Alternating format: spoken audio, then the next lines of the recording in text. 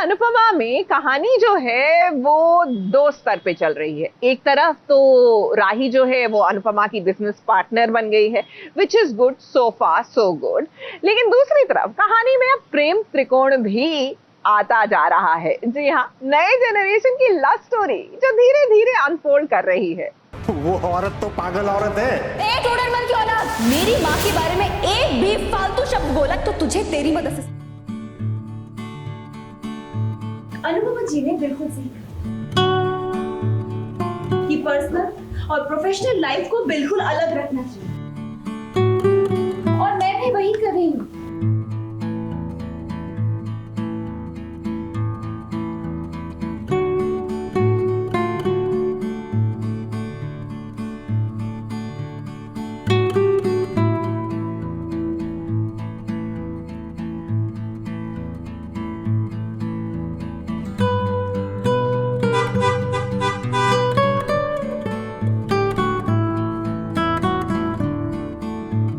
अनुपमा को अब हम केवल क्या रोते हुए ही देखेंगे।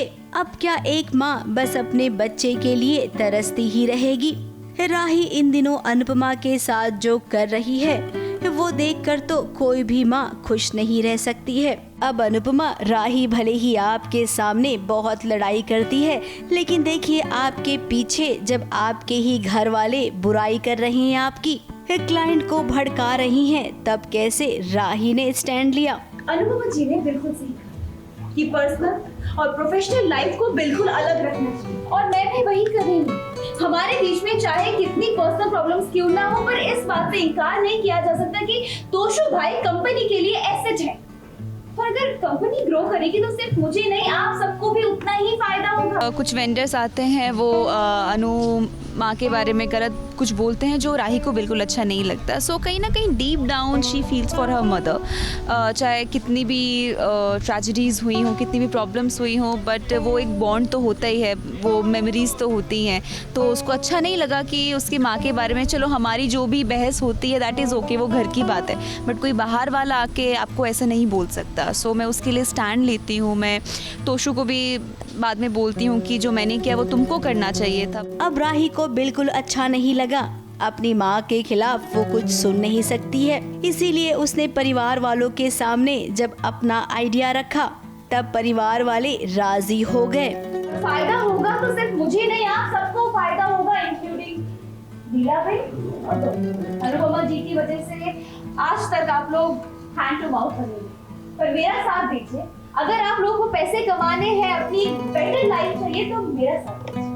कोई बात नहीं, आप लोग आराम से अपना टाइम लीजिए और मुझे सोच कर बताइए। अब तक हमने देखा था अनुपमा की रसोई, लेकिन अब अनु और राही दोनों की रसोई होगी। ये दोनों बिजनेस पार्टनर जो बन गए हैं। अब यहाँ पर राही अपनी माँ का पैसा लौटाना चाहती है, इसीलिए वो ये काम कर रही है। वहीं दूसरी ओर राही को क्या पता कि वो किसी के दिल में घर कर गई है, और वो कोई और नहीं बल्कि प्रेम है। अगर हम ये कहें कि प्रेम आजकल अनुपमा का खास हो गया है तो गलत नहीं होगा। जब जब प्रेम को अनुपमा देखती है उसे लगता है कि कुछ तो खास है इस लड़के में। बस जो आपको पिछले साल हुआ था प्यार, वही हो गया हमें भी। और अभी हम गाने गा रहे हैं, और हम नहीं, ये सिर्फ मैं गाने गा रहा हूँ। मुझे एक तरफा प्यार है ये, और मैं प्यार का दर्द। हाँ, क्या क्या क्या है वो डायलॉग? एक तरफा प्यार की ताकत ही कुछ और होती है, और रिश्तों की तरह वो दो लोगों में नहीं बढ़ता, सिर्फ मेरा हक है। तो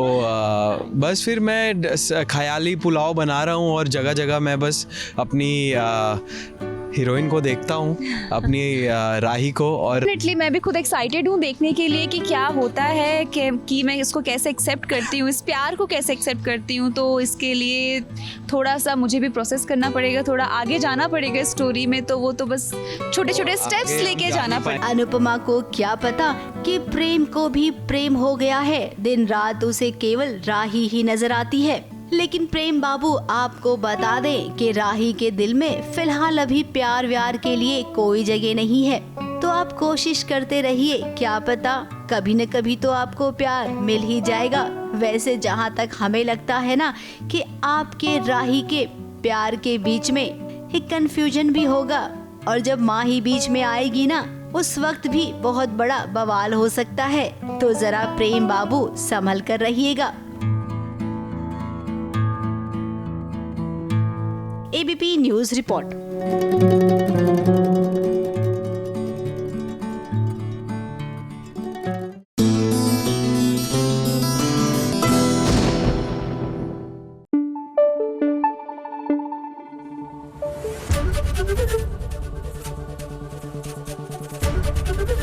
एबीपी न्यूज आपको रखे आगे।